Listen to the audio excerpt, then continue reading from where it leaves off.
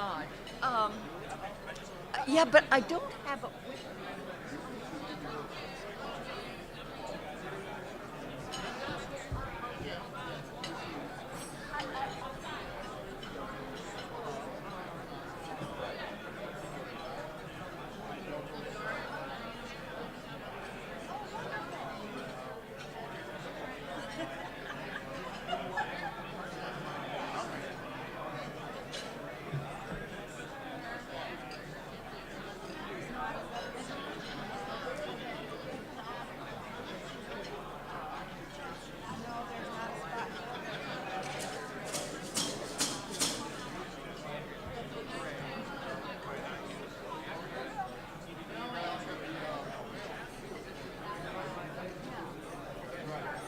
I don't know whether that should. It should probably be a now. I don't know.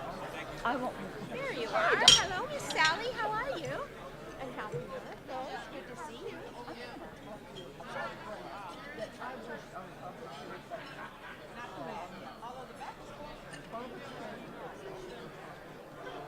Well, because we're still waiting to hit send on the global grant for Senegal. But tell me anyway.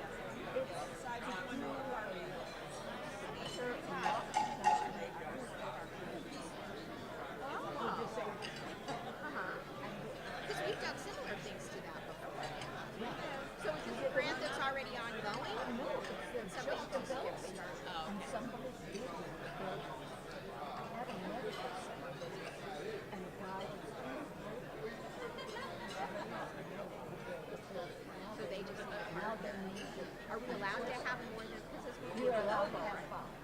Oh, we're slapping our way have one. So no,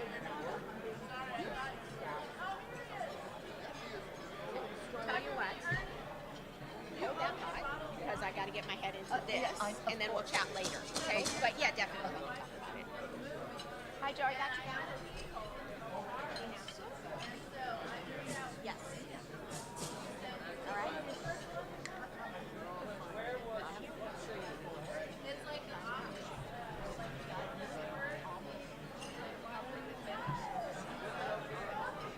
Take on the project and start to remember how to use the one.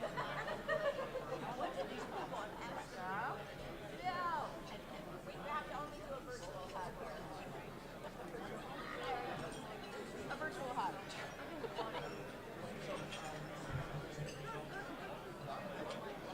No. And I know Amanda. I know Miranda. She used to be my neighbor. We used to walk together in the morning. And she looks very young. She's very young.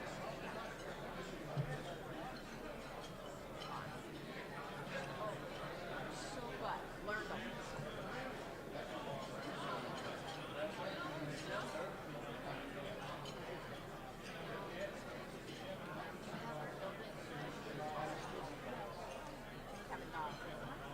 Yeah, it was still, according to the news as I was driving here, there's 1,000 votes still to be counted. So, yeah, to be counted, and she's ahead, but, or Kevin Dahl is ahead, but there was still 1,000. So, and they didn't, in the little report, they didn't say how much Kevin Dahl was ahead, but just that there's still 1,000 votes to count, so they're not willing to call it, which means they're closing at 1,000 votes. But unfortunately,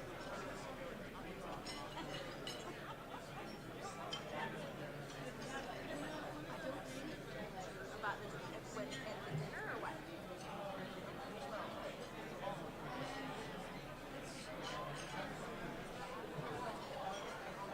You know what? Stand over this way so I can at least eat a little potato here before we start.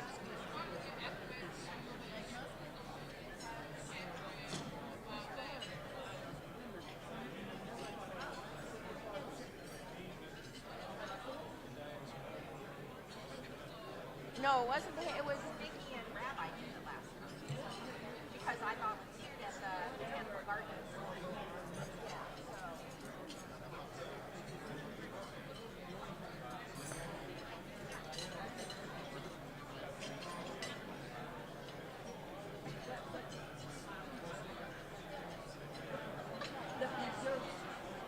Yeah, no. You know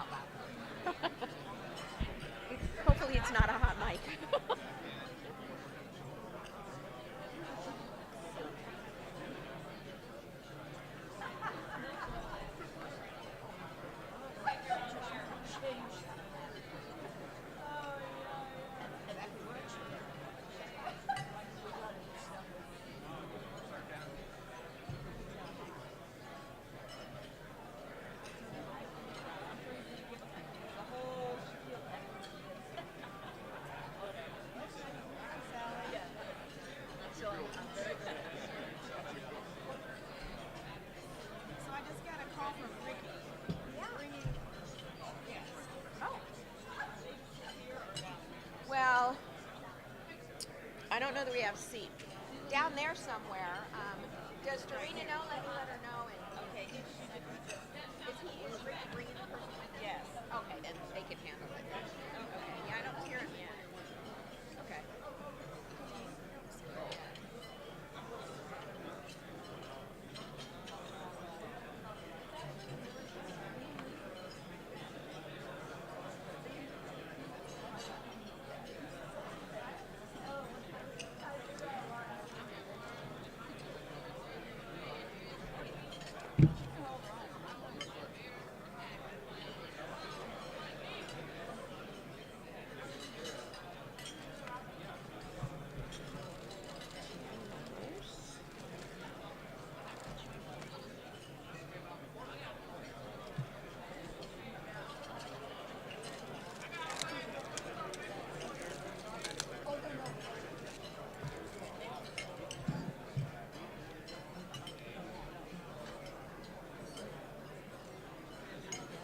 And you get the cake.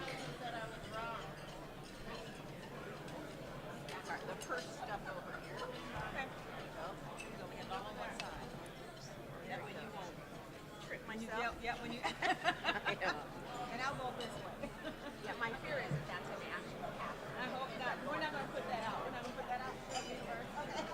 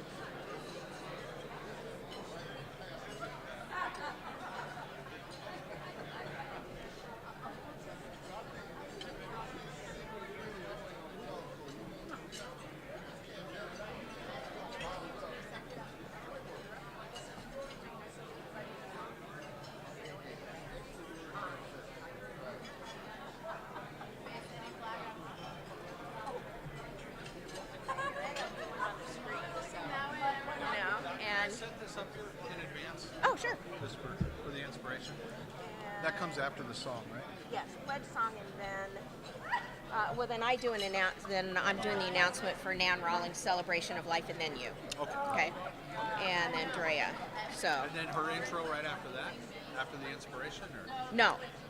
when is her intros Intro later? to guests, and then Cookie Monster. Then we have the program, Okay. and so then we have birthdays, and then we have new members. Okay, perfect. Okay. Perfect. Thank you.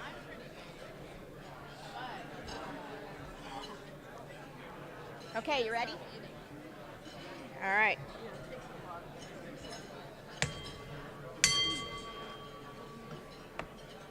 Good afternoon, Rotarians. Yeah. Welcome, everyone, to the August 6th, God, can you believe it? August 6th, 2025 meeting of the Rotary Club of Tucson. And to get us started with Pledge and Song, I'd like to introduce you to new member, Drea Williams.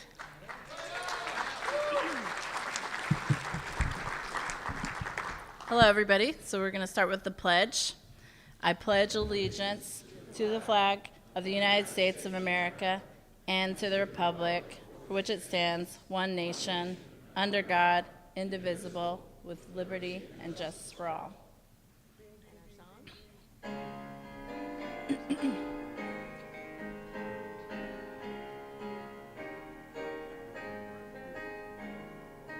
Beautiful for spacious skies, for amber waves of grain. What?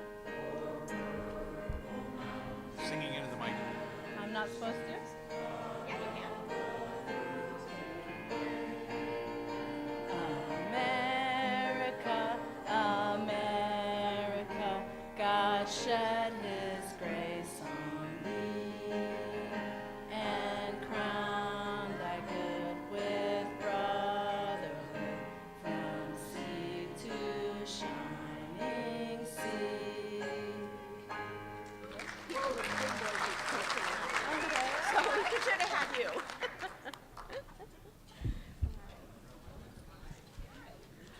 Okay. Although not a moment of silence, thank heavens, we do have a moment of thought and reflection this afternoon. Nan Rawlings. Dawn's coming back shortly, another couple weeks, but the celebration of life for Nan will be at 11 o'clock on Saturday, September 6th, at the First United Methodist Church. So it's on the screen right now. If you want to write it down, it'll be in the Tucson, and a big turnout of Rotarians, I'm sure, will be greatly appreciated from Dawn. So, okay, inspiration. We have Gordy Seward, who's going to do our inspiration this afternoon, and he's a IT guy. I know.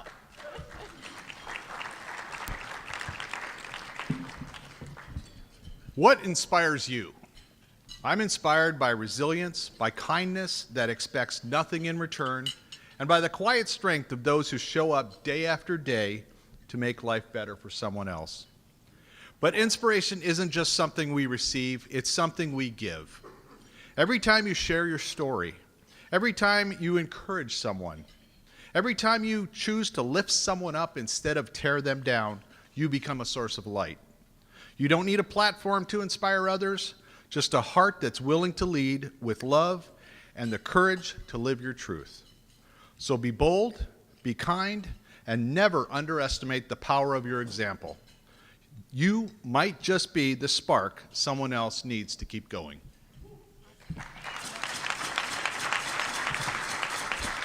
Thank you, Gordy. That was lovely. Sergeant-at-Arms Dan Calm had surgery, so he's out today. Stepping in to take his place for today, the fabulous John Harned. All right, just to let everybody know, I am not breaking his legs, so I can continue to be here. He is doing a little bit better, but he is watching virtually tonight. Well, a couple other people out there, Margaret Higgins, Monte Clausen, Dan is all watching. We give him a quick shout out, say hello to him over on the other screen back there. Hello, guys. Thank you for coming. Monty Clausen, Margaret Higgins, and Dan Calm. Wonderful. We also have some guests today. We'd like to give you a quick shout out. If you could just go ahead and stand up, raise your hand, and let us say hello to you today. First guest is a guest of Kim Adair, and it's going to be Venicia Kerr. Venicia Kerr, go ahead and give us a stand-up. Woohoo! All right, and we have one more guest today, guest of Ricky Huntley, Janine Mason. Janine, go ahead and stand up. Hello, Janine. Thank you so much for coming today, and good to see you. Okay. Sorry, I thought we had more. All right. So next, one of my favorite things is our Cookie Monster of the day. So none other than the one, the only, Bobby Larson. So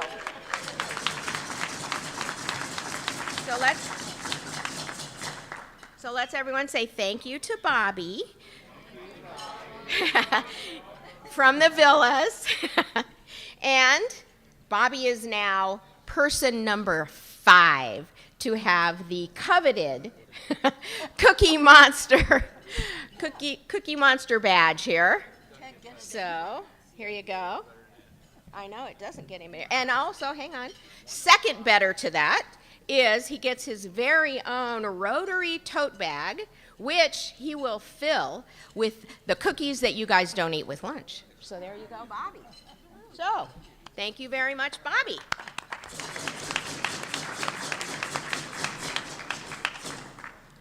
So we have a very exciting program today, and to share the introduction, or to introduction and share the program with you, is our own Ricky Huntley from the U of A, and here he is, Ricky. You're going to do the introduction, right? Yeah, okay.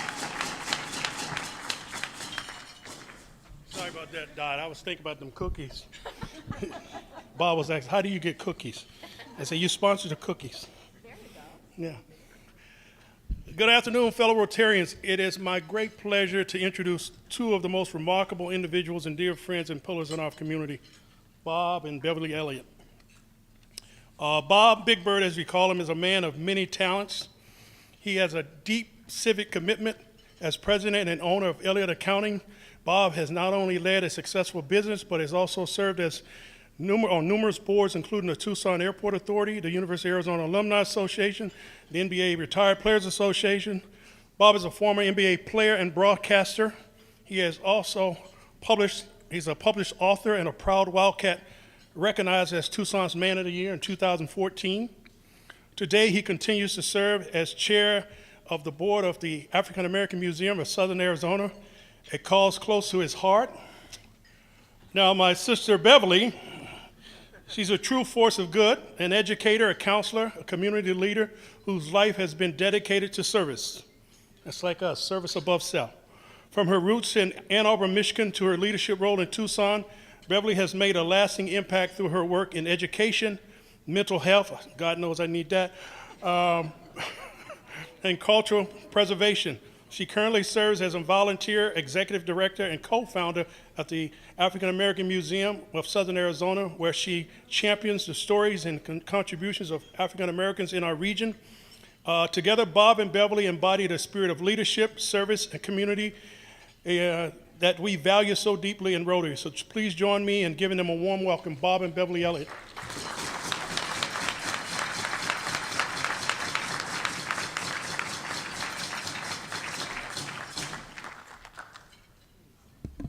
Good afternoon. It really feels very welcoming. I know so many of you, and I just didn't know you were all into this group. So thank you, Ricky, for inviting us to be here. I'd like to start out just saying that there are so many of you that we would love for you to come to the museum. We are located on the campus of the University of Arizona, right near the bookstore. So we hope that next time you're visiting the U of A, you'll stop in. So our mission is, as Ricky has stated, is to bring to you the stories, the artifacts, the life, and those who lived here before us, and some still living, of all the African Americans in Southern Arizona. So that isn't just Tucson, but a lot of it is here in Tucson. How did this all start? Well, during the pandemic, we have 4 children. One of them had just moved here. Well, she had a kindergartner and a third grader. Now, can you imagine being in kindergarten and now you sit in front of a Chromebook for hours? Well, I was a retired educator, and my daughter and son-in-law asked that I please come by just to get the kids started. Well, I ended up staying there for most of the day. Well, that picture there is of 2 of our 10 grandchildren, and that one that's seated is number 10, actually. His name is Jody. Jody was in kindergarten. Well, the pandemic didn't stop, so he went into first grade. Well, in first grade, his first grade teacher said during Black History Month, I'd like for you to do a report on a famous African American, a hero or a shero. Well, Jody looks at me and says, everybody's going to do Martin Luther King. Everybody's going to go do W.E.B. Du Bois. I don't want to do that. I said, okay, well, what do you want? He said, well, where are the stories I can find about people that live here? I said, I don't know. So I checked with a friend who was connected to the Wright Museum in Detroit, was connected to the Smithsonian. And I said, hey, can you tell me where I can get some information for my grandson? Is there a museum or something where I can lead him to that? Because, you know, he's a pro now. He's been on this computer for a year. Well, I tell you, I go back because my friend says there is not an African American museum in the state of Arizona, and I'm not sure where to tell you to go. So I go back and I tell this 7-year-old, Jody, I'm really sorry, honey, there's not a museum here. There's no place I can lead you to. And you know what he does? He looks at me. First of all, he goes, you mean there were no Black people here before us? No. No. I said, most people probably have all these wonderful artifacts and stories, and they're just at home. They're in their closets. They're under the bed. They're in a trunk in the garage. And he said, that's not a good place for them. I said, yeah, you're probably right. He said, well, I think you should start a museum, and I'll help you.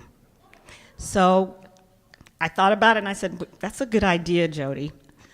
Of course, it was February. My husband's an accountant, so do I go talk to him about starting a museum in February? No. I kind of mentioned it and he said April 15th. Well, let me tell you, when I told Jody April 15th, Jody was like, it's April 15th. We need to talk to Big Pop. So we, of course, talked to Big Pop, and we began our journey on looking into what we have to do to start a museum. Luckily, I had a lot of friends, there were a lot of mentors, a lot of people right here in the Tucson community that were so supportive of us starting the museum. So what do we have there? Well, the biggest thing that you'll hear about in Southwest Arizona are the Buffalo Soldiers. So we were really excited when Sergeant Major Frank Bothwell heard about us wanting to start this museum, and he said, I have a lot of goodies for you. So to be honest with you, we've not paid for anything, and we are not funded by any federal money, so we can stay open. But we do have a lot of friends and corporations that have helped us out. One of the bigger things is that any story, whether it's about the Buffalo Soldiers, they were individuals. They were people. So one of our bigger areas is family history. So I got a quick question for you. How many of you know your maternal great-grandmother's maiden name? A couple. A couple. Yeah. So those of you who didn't raise your hands, you got a little work to do, right? So we do have what's called a pedigree chart with information on it over at the table. You can get one, and it's a way to start your family history. Of course, you can always go online. There's all these wonderful places at this time. The other gift that we received was from a woman who is in her late 90s. She received a story from her great-grandfather, who was a slave, and there was this whole code for enslaved people who ran away. It was called the Slave Code quilt. Now, the quilt that you see there has a lot of different patterns on it, but you'd probably see 1 or 2 of those on an actual quilt. Well, when high school kids come through, they're like, that's a GPS, Mrs. Elliott. Yes, it was a GPS. It provided different information on where you needed to run to, where you needed to hide, if you needed to eat. So there was a lot of information just on a quilt. The other thing is we have a lot of firsts here. Well, one of the first African-American women to graduate from the University of Arizona was a lady named L.G. Bateau. Now, some people may know Flavia Bateau or may have gone to school with her. I've run into a lot of people who said, I went to Pueblo High School with her. But she was told she would never get a grade higher than a C because she was a Negro. Well, she ended up having the highest grades in the class, so guess what? All of the white students went and petitioned and said, no, you need to give her an A because I'm getting a B and I'm not failing. The other thing they told her she had to do is she had to learn to swim. Nobody else had to learn to swim to get their master's degree. She did. So she found a friend, who took her to a swimming hole, learned to swim. Then she had to find a pool because back in 1934, they didn't let African Americans swim in the pool until the day before they drained the pool. So she had to wait until that last day they were going to drain the pool at Estevan Park, which was also put together by African American women, which our mayor found out when she did a tour. But she ended up getting her degree, so she was the first. Another first is Trudy Taliaferro's great uncle. Have you ever heard of the Hwan Paymaster robbery? Maybe some of you have. It was actually a stagecoach robbery. I have a brother who watches Bat Masterson and all that Western Channel stuff. He just was all into this, a real stagecoach robbery right outside of Tucson. Well, her great uncle ended up being one of the first African Americans to receive the Medal of Honor. And it was right here outside of Tucson. And then there's Albert Randall. Albert, wonderful guy, but I have to tell you, he was stationed at Davis-Monthan Air Force Base. He had a tour to go to Japan. He gets there and he has this patch. Everybody could put a patch on your uniform up until the 1970s, and you could put a patch on there with your mom's name or your wife's name, a rainbow. Well, there were bad fingers and swastikas too. So guess what he did? Confederate flag with a black power fist. That turned a few heads. Also sent him to the Pentagon to go into a think tank. Well, he got to the think tank. Said he didn't really need to go in because he felt we were Americans. So all first responders, military people, if you see them with an American flag on their uniform, it's because of Albert Randall, Tucson, Arizona, Davis-Monthan Air Force Base, making national change. So we're very proud to have. We have that patch, by the way, at the museum. Then there was Coach Snowden, and I'll let my husband talk about him since he played for him. So a lot of people don't know about some of the history of Coach Snowden. Now, for us here in Tucson, Coach was the first black head coach, Division I at a major university in basketball. But he was also, for 4 years prior to that, an assistant coach at the University of Michigan. He was the first black to be an assistant coach at a major university also. But Coach, really, those of you that remember Coach, he was about 5'8". Just think of George Jefferson, okay? Really. Walking around, telling everybody what to do, but he was the coach, so we had to follow directions. What people don't realize, Coach really was a baseball guy. So at Detroit Northwestern High School, he coached baseball and basketball. Two of his baseball players were Willie Horton for the Detroit Tigers and John Mayberry for the Kansas City Royals. But basketball is how he got his fame. So Coach was the first black to be the head coach, and literally what he did, because he came here, and I still remember Coach's pitch. Coach would fly into Detroit Metro Airport, go see his mother, go grab a bunch of us, and said, let's go west and make history. And that's what we felt we did.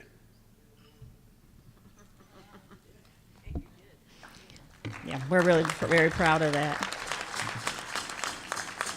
And one of the stories, and we do have quite a few stories about Coach Snowden at the museum, or you can go on the website, and they were provided by his daughter, Stacy Snowden, because as most of you probably know, he passed away of a heart attack, actually in Washington, D.C., when he was getting ready to receive a medal from President Clinton.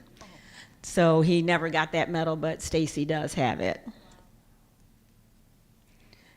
Some of the other things that we do out in the community is we try very hard to engage the community in different ways, shapes, and forms. Well, one of the things that we started doing were fireside chats. The very first one we did was hugely successful. We weren't sure what kind of venue we needed. I am a former counselor and administrator at Palo Verde High School. So one of the things we did, I said, let's go back to Palo Verde, let's try the auditorium, let's see how this is gonna work. Well, we had Ruby Bridges. Now, if you know anything about Ruby Bridges, she was the 6-year-old that integrated schools. They had already passed, of course, that segregation was illegal in 1957, but in 1960 there were still a lot of states that had not listened to that legislation. One of them was Louisiana. That's where she was. Well, she ended up being escorted by the National Guard to go to school. And what we're really excited about is that the museum, along with myself and a few other people, we actually wrote curriculum for Tucson Unified School District, Amphi School District, and Sahuarita to make sure that people understood who Ruby Bridges was at the time. And she actually came out here. She went to 2 places. She went to the Today Show with Savannah, and she came to Tucson. She wasn't in great health, but she came here, and we sold out. We had 1,200 people there. 500 were children, because we thought that would be what she wanted, and she was absolutely overwhelmed and loved talking to those kids. But we had to get sponsors for that, and those kids, the majority of them, had heard about Ruby. They do a Ruby Bridges Day now, nationwide. We started out with a couple thousand in southern Arizona. We were up to I think it was 10,000 students last year that did the walk. So we're really excited. We go out to one of the schools every Ruby Bridges Day, and we walk with the students at the schools. About the Norman Rockwell painting. Yes, and some of you probably have seen that famous Norman Rockwell painting, The Problem We All Live With. That's Ruby on the front. And one of the things she said when she came to visit us was that she had never seen that picture in person, only the picture that was painted that was on the front of a magazine.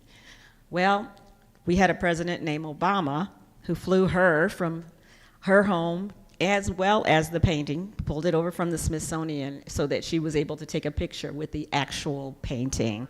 So she was very thrilled about that. Other folks that we have had that came out was Carlotta Walls. Maybe you've heard of the Little Rock Nine. The Little Rock Nine, that's 1957. That was right after the legislation passed. Well, Carlotta came and told us her story. She's 83 years old, and she would not even let me help her roll her suitcase. She goes, no, I got that. I'm good. She's one of the few that are left of the Little Rock Nine and that integrated schools in Little Rock, Arkansas. So she told us her story, which was 3 years before Ruby. And both of those women were recently inducted into the Women's Hall of Fame. So we're really excited that we actually had Ruby here before that happened. And they actually used some of the footage and information that we did to nominate her. So we're really excited. I was actually invited and didn't get to go. But a couple of other people that we had Stacy Snowden telling her story, which she's working on a documentary with ESPN, a story of her dad's life, Fred Snowden. And then we got really lucky because of this guy behind us and one of his close friends, Julius Irving. Dr. J was here. And of course, we sold out with Dr. J and had quite a few folks who are part of the athletic department. Of course, the basketball team were there. Some of the other things we do are social justice issues. And a couple of things that we did. One of the things that I talked to is the U of A Museum of Art and a few other museums, and I wanted to find out, how do we do a grand opening for a museum? Well, they gave us all these wonderful tips, but one of them was, you're a small museum. We're 1,100 square feet. By the way, got our fingers crossed because we hope we can expand next door. But at 1,100 square feet, they told us, stay open for a couple of hours. So we said, 10 to 12. They said, you'll get about 70 to 80 people, because there were a couple of other museums that had opened recently. So we thought, this is great. Well, I tell you, we had 362 people lined up to come to the museum on the first day. So we're very, very excited about that. And since then, we are close to we're a little over 9,000 people in 2.5 years. I can tell you the State Museum averages about 2,000 people per year. So we're well above them. We're not as high as the Children's Museum, so we're going to work on catching them. You guys are really good. Shout out to the Children's Museum. But one of the things that we did, and we had 2 interns, actually. Leah's here. We had Emma Marcus Peterson and Jenny Lee, because we utilize the interns that are on campus to help us out. And one of the things that we had Jenny do, not only count the number of people, but we also asked them, if you were an Arizona resident, there's something called the Crown Act. I don't know if you're familiar with that. CROWN stands for Creating a Respectful and Open World for Natural Hair. So, as you can tell, I have braids, but there are people who wear different types of hair. And you can wear purple hair, green hair, that's also a part of the CROWN Act. A beard in the military, that's part of the CROWN Act. Well, it hadn't passed in the state of Arizona. So we had this big QR code up in the museum, and we asked if you were a registered voter to please scan that, and guess what? Bug the governor.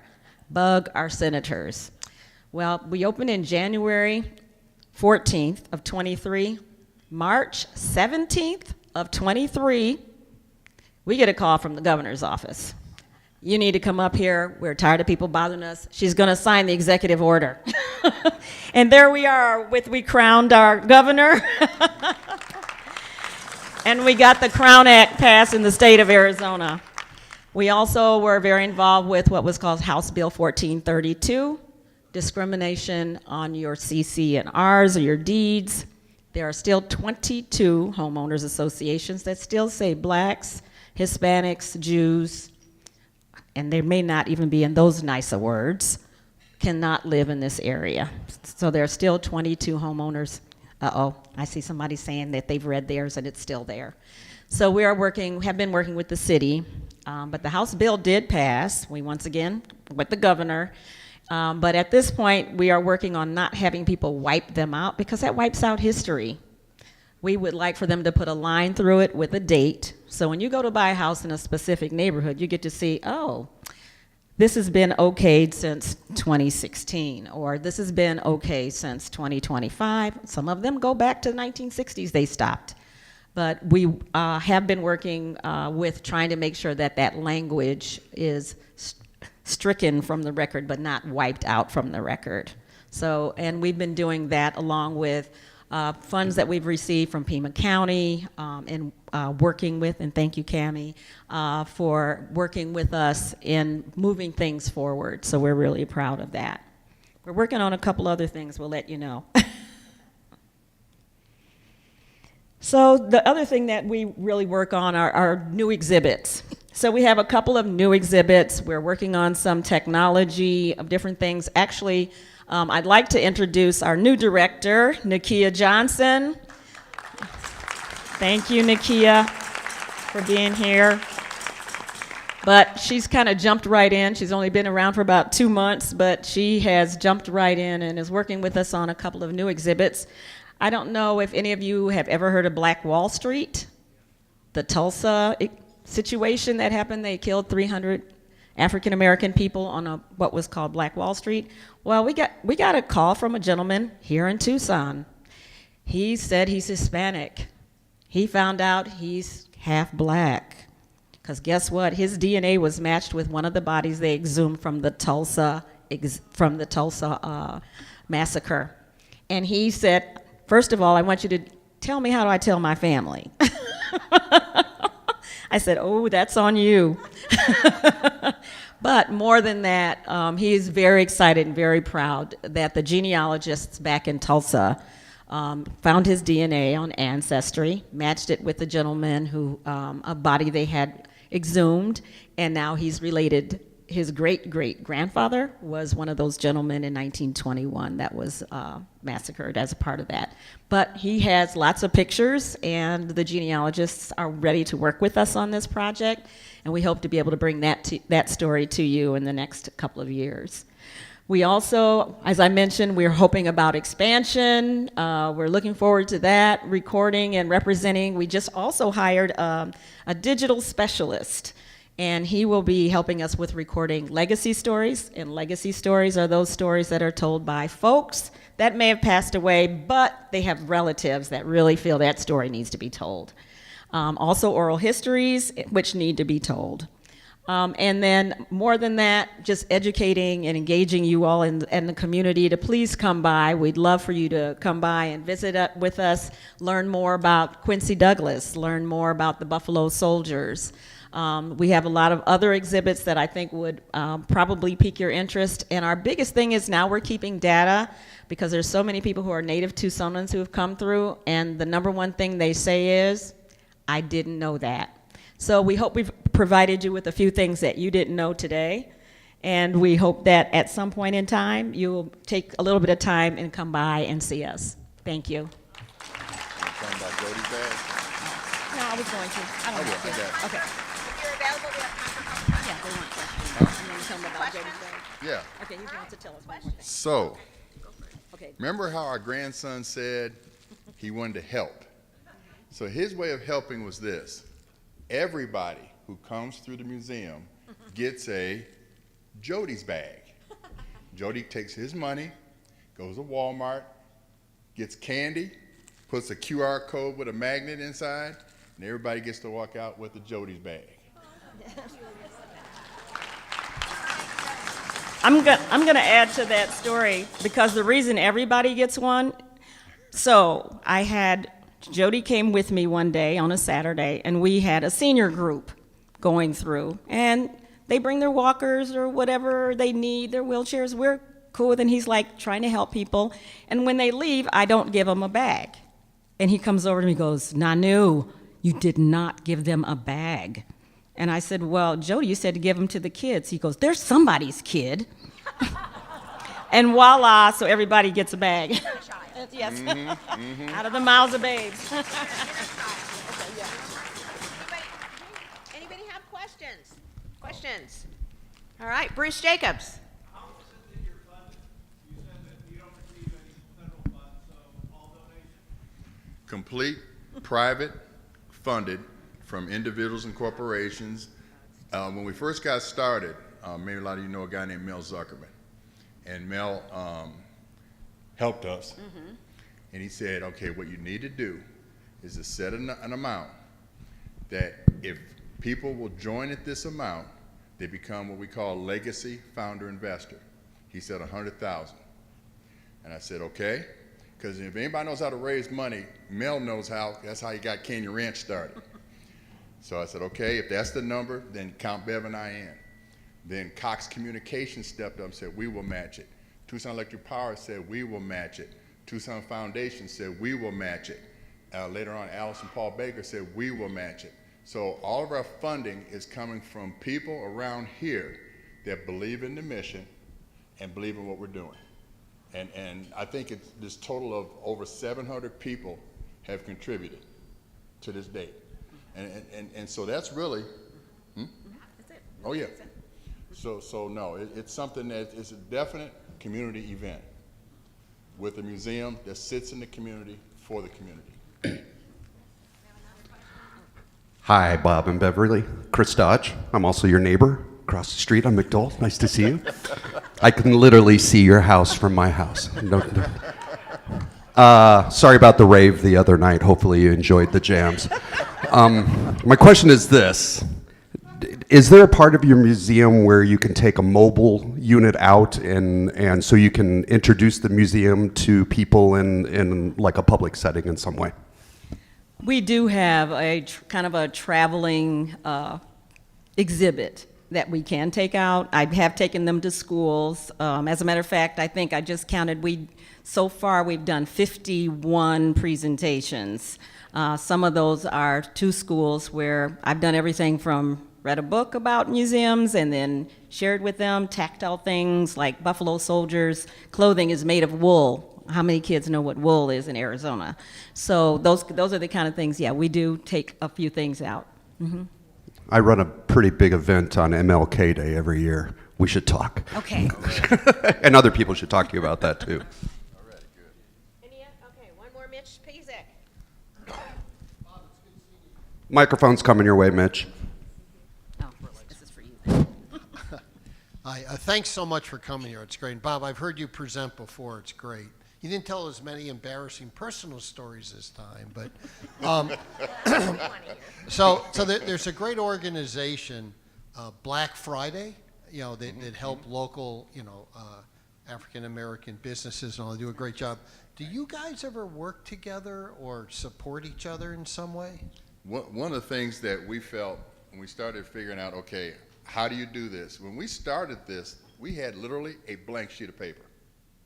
We had to put everything together, whether it's the mission, the business plan, strategic planning, everything else. We felt that the best way to do this is to be a place where people can come, not have everything there, but you can hit a QR code, you get 3 or 4 minutes of a presentation.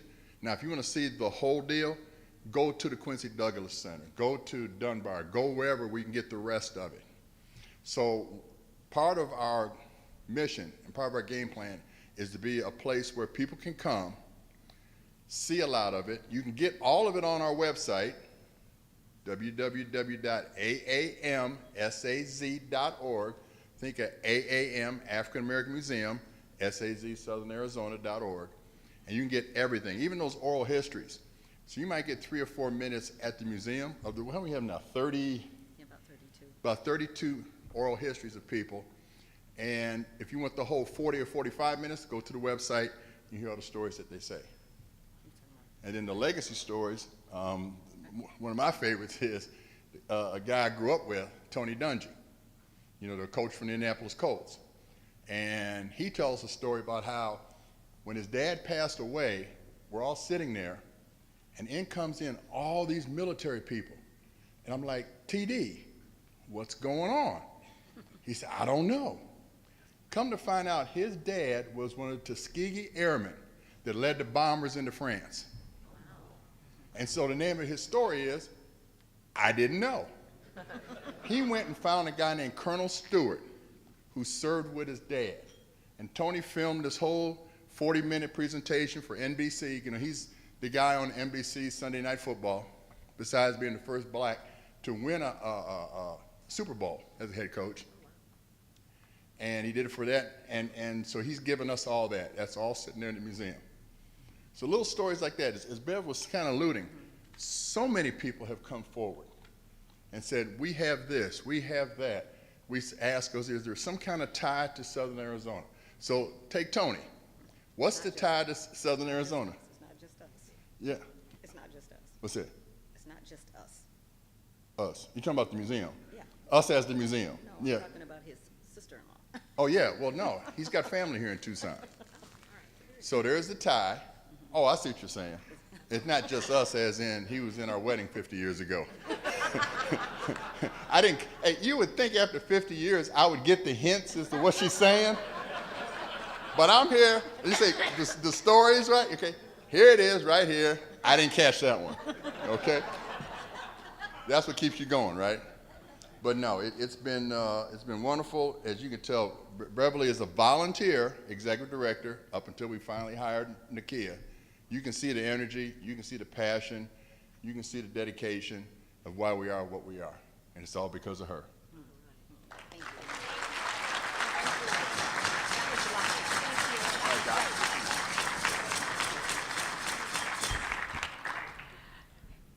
One of the things that we do as Rotarians is we're really involved with children's literacy. And so one of the things that we ask our speakers to do is to sign a book that will be put in our Make Way for Books library. There's the picture of it up there, and it's called You Come From Greatness. And so Beverly and Bob, please sign it for us. I have a pen, so thank you. So now a fun thing we get to do is to wish happy birthday to Sally Montine, whose birthday is on the 9th, which is in a couple of days. And if you guys don't know her, she's truly an amazing person, and she too has some really fun stories. She worked on the presidential staff of 3 count them, 3 U.S. presidents: Dwight Eisenhower, John F. Kennedy, and Lyndon Johnson. So, yeah, very cool. So, happy birthday, Sally. Thank you.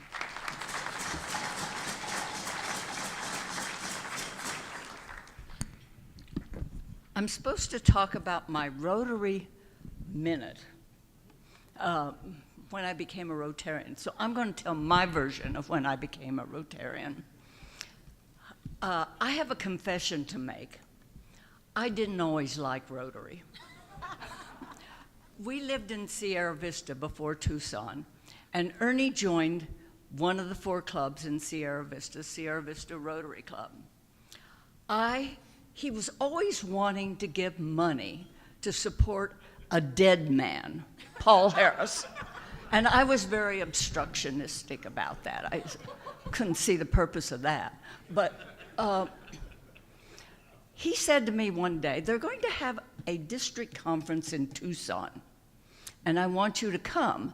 He said, because they're going to be talking about projects and programs for children and young people. And I said, what do a bunch of old men know about children? He said, I don't have a clue, but we are going to find out. So we came up to Tucson. It was Al Chesser. I don't know if any of you remember him. He was the district governor then. And he put on this absolutely spectacular program. And one of the things was about Project Amigo in Mexico. And a guy named Ted Rose, who was head of it, spoke. And he told about how Rotary clubs had given money to build little habitat houses. Rotary had a program then that you could give $25 and Rotary would match with $50 and whatever, and they built these little tiny houses. They had a Rotary village of these little houses. They had a community center. They set up in a migrant village, Cofradía, in state of Colima, and they had different programs. And he's telling about this. So I go up to him. I went to everything, the breakouts. And I said, how much money do you get from the government for this, the Mexican government? He says, we don't get any money. I said, and I'd worked for several government agencies, and I know how you can't do stuff for a little bit of money. So I said, I really thought he was fibbing. I said, I'd like to see your program. And he looks at his calendar and he says, well, in 2 weeks we have an opening and nobody will be here. So 2 weeks later, Ernie and I went down. We spent a week there. We saw all these amazing things. 7 days, every day we went and saw. One day we saw the Rotary Village. Another day we saw the adult work programs for migrant workers to get them out of the migrant lifestyle. We saw educational programs. We saw just all kinds of different things. Nursery schools, schools to prepare indigent children how to speak Spanish so they could go to school. Because in Mexico, you can't go to school if you don't speak Spanish. So these kids had to learn that. And then they'd done all this at Rotary. And we were very amazed and impressed. We come back, and there's a foundation dinner. And we go, and we're telling them about that. And I said, you know, I'd like to join Rotary. And Ernie looks up horrified and said, not my club. And Bill Harnagel, who became a governor, was sitting there. He says, I'm in one of the other clubs. You can come and join our club. And they made me they made me International Services Chair, because I was the only person in the club that had seen an international project. And that's the beginning of my Rotary career. And we are so proud and lucky to have you as part of our group. Yes. And it's going to be my 89th birthday on Saturday.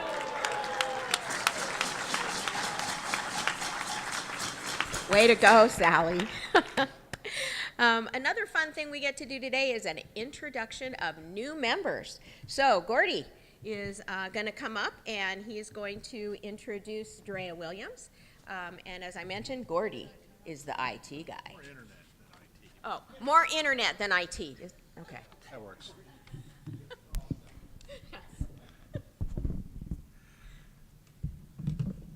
Earlier this year, I met this quirky but really cool lady named Dre Williams at a business networking event. I could tell from her 30-second elevator speech that she cared a lot about people. Later, we had a conversation about ways to give back to the community, and the topic of Rotary came up. And I kind of have a feeling that what happened to me when I invited Dre to our first meeting has happened to some of you. She knew more people in the room than I did. She worked the room like it was a high school reunion, both getting and giving hugs while making people laugh. Well, I think I made a great choice in introducing the Rotary Club to her and her to the Rotary Club. Dre Williams is an independent insurance agent specializing in employee benefits and is passionate about helping employees as well as business owners succeed. She graduated from the University of Arizona. From her childhood, she developed a knack for getting to know people because she loves to please people and loves to help them to succeed. Her hobbies include working out, walking, dancing, golf, and of course, spending time with friends, both old and new. Something you may not know about her is that her grandfather was a Navajo code talker, and she actually has a book with her today, if you want to see that, with her grandfather's picture on it. So I am proud to introduce, as part of the Tucson Rotary Club, Dre Williams.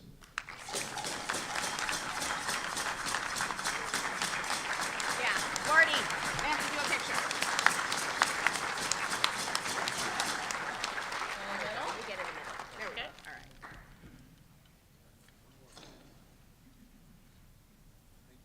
Awesome. Thank you. Did I say anything? How about just thank you? All right. Thank you. You didn't know I was a speechwriter. Our next introduction of a new member is from Bobby Larson, who is also today's cookie sponsor, but he's with the Villas and Assisted Living, and he is going to introduce us to Joanne Zeke. Oh, wait a minute, wait. Good afternoon, everyone. Today I have the pleasure to introduce Joanne Zeke, who I've known for years and respected for years. Joanne was born in Canton, Ohio, home of the Football Hall of Fame. She graduated from McKinley High School in 1988, regularly working at the openings of pro football games and learning various skills. Joanne met her husband, Richard Zeke, in Tucson. They have been married for 26 years and have 2 children. On June 26th, they added their first grandchild to their family. So congratulate Joanne for that. Joanne is the original founder of Trinity Diamonds, Inc., founded in 2002 and located at 6070 North Oracle Road. And the name of Trinity Diamonds comes from her daughter, Trinity. Truth be told, Joanne never wanted to own a jewelry store. She began with a nonprofit 501c3 before there ever was a company. This ambition took her to many places for local charity work and charitable work in Africa. Joanne then had her eyes on a larger project, becoming a household name in jewelry. She spent the next 5 years designing and planning a jewelry sales floor plan for the inside of David's Bridal, some of you may know, showing how Trinity Diamonds could generate $350 million in sales annually throughout the 365 stores nationwide.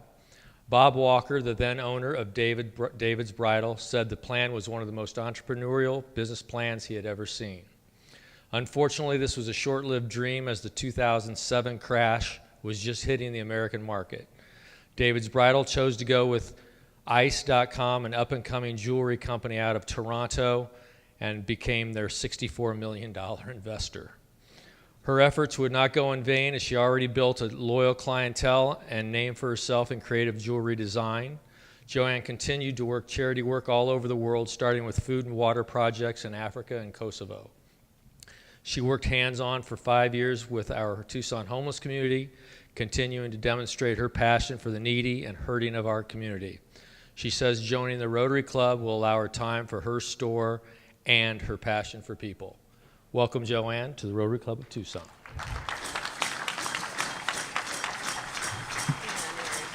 we go. Oh, well, let's put Bobby in the middle. All right, there we go. All right, thank you, Lee. Thank you, Bobby. Welcome, Joanne. Say something. I can't tell you what an honor it is. And honestly, I'm almost embarrassed that I not know more about the Rotary Club before this. My efforts would have gone way farther than doing things by myself for many, many, many years.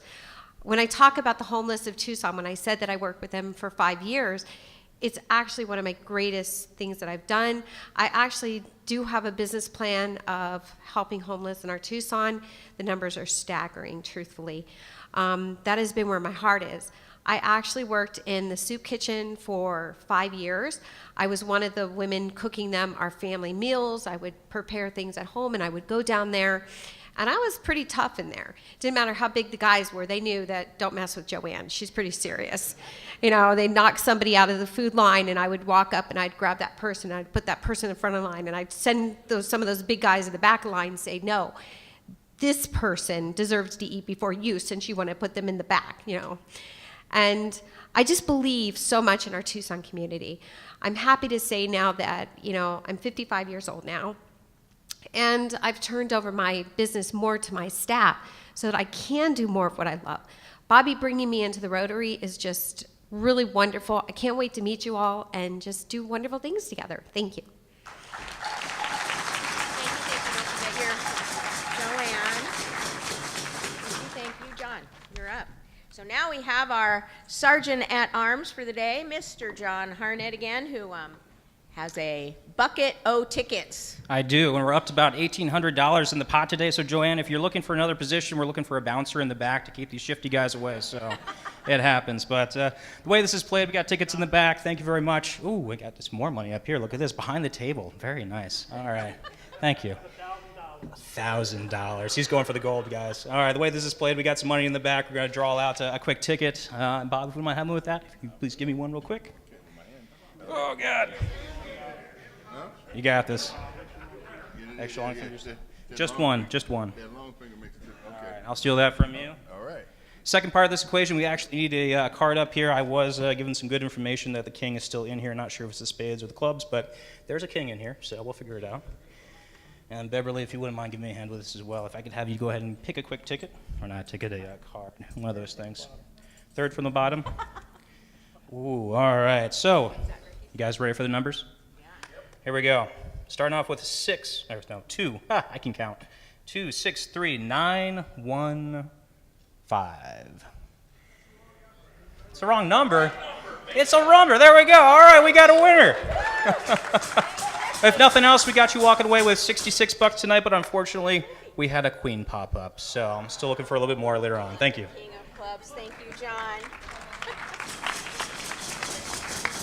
Thank you. Thank you, John. And you saw the money changing hands because Ricky Hunley has a Happy Jackson.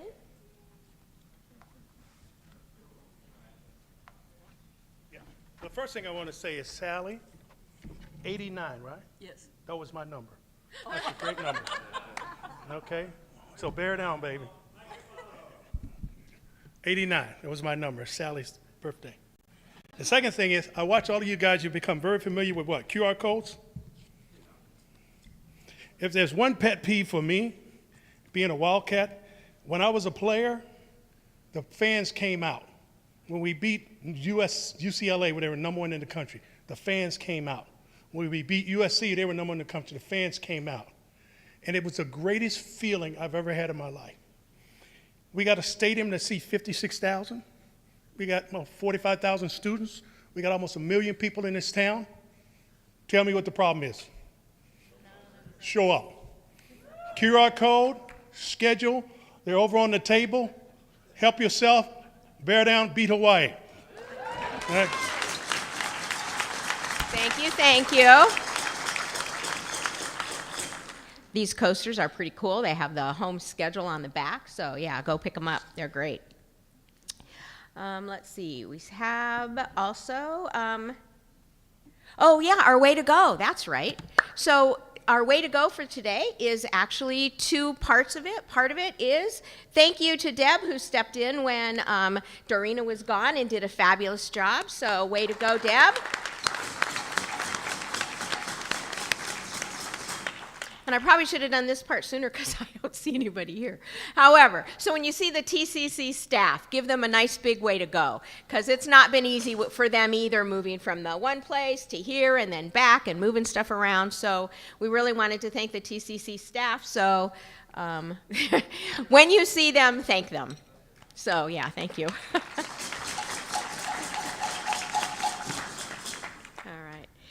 Let's see. So now we have our events and projects. So they're on the table, they're on the website bulletin, and they're on the slide.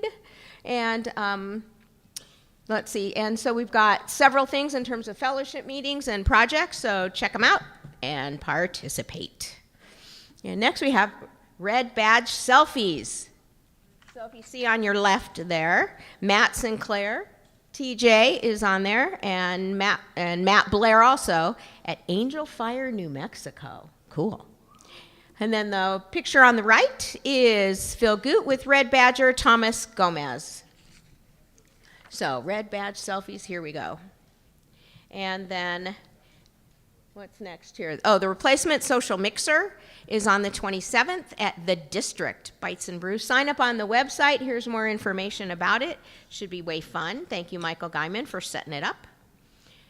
Next week, our meeting will be right here again in this room, and our speaker will be Don Bourne. So as you guys know, we're here now. We're downtown. Don Bourne's going to tell us about uptown. You know what that is? He'll tell you, so come next week. And our cookie sponsor for next week, where's Jason? Jason Graybosch, Foothills Bank, next week. Thank you, thank you.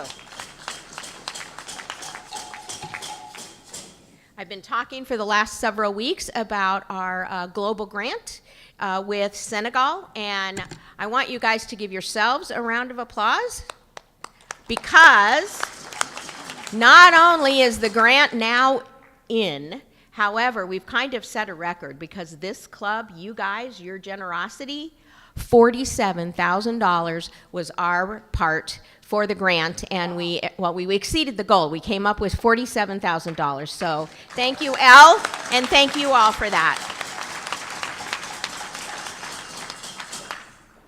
And there is, again, information on the back if you're interested in learning, because a lot of people are going to go to, I hope a lot of people, are going to go to Senegal in December and learn more about the project. So if you're interested in getting more information, sign up at the back. Let's see, we have a couple other announcements here. One of them is we have 2 meetings coming up. Yes, so Tommy Lloyd, basketball coach, on October 15th. And President Garamella from the U of A will be speaking on December 3rd. And so if you or you know somebody who would like to be the sponsor for the whole meeting, in addition to having cookie sponsors, we can also have meeting sponsors. So if you know anybody interested, let me and Dorina know. And Joe Danishevsky is gonna, there's the mic, Joe, right next to you there. Joe's gonna talk. Yep. Give us a minute. Okay, we're going to be marching as a peace committee for the Rotary Club of Tucson. And September 21st is actually International Day of Peace across all the lands of the world. So we're looking to either have a full-blown walk or a march around Randolph. So if you're interested in being part of that, come and see me at the close of the meeting. I'll be hanging around right here. We've got a great peace committee. We want to be greater. Thank you. All right, thank you, Joe. And let's see, we've got Dave White. Dave White, where'd he go? There he is. Dave White with the Car Show Minute. Luis, you're next. It is always so good to spend time with my favorite people on earth. Hey, this is a really important meeting. You remember at the car show every year we had these big red barrels, and we tell people, hey, put the tickets, your raffle stub tickets, in that big red barrel over there. Well, this year they are being replaced with one of these pails, and they're going to be attached to the posts of the tents. So this is really important, because people always ask, where do I put my raffle stub? Now every one of you know and are empowered to tell people, see that red pail over there? Put your raffle stub in there. All right. And Luis, want to hand off the microphone?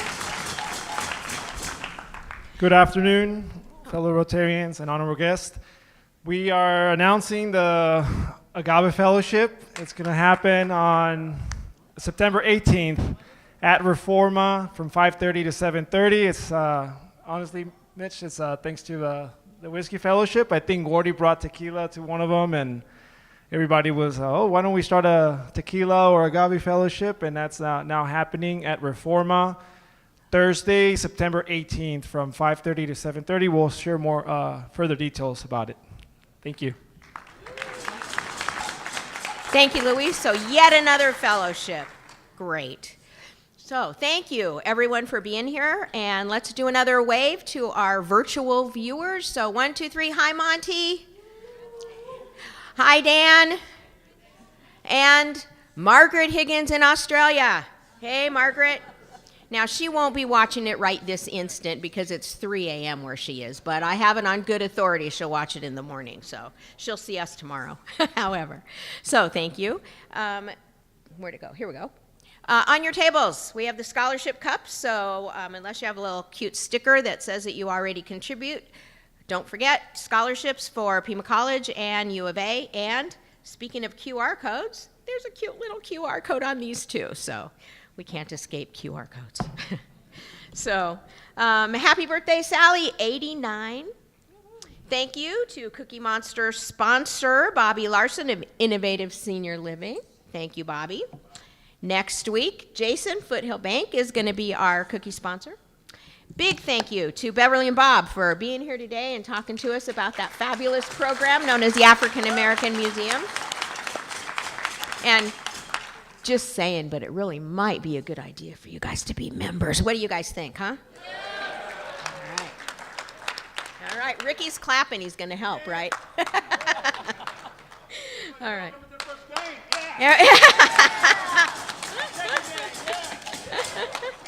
All right, so just a reminder again, next week's lunch meeting is right back here in this room. Don Bourne, as I said, is going to be our speaker talking about Uptown, and we'll be meeting here, so there's no eats next week because we're all going to eat here. So Gordy has a toast, and then we're going to adjourn.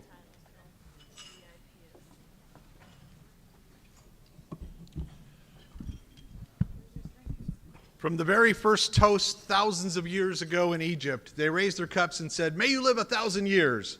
To the Greeks that toasted, "I drink to you," and to the Romans that declared, "To your good health." Today we join that unbroken chain, not as kings and philosophers, but people bound by hope, gratitude, and the moment we now share.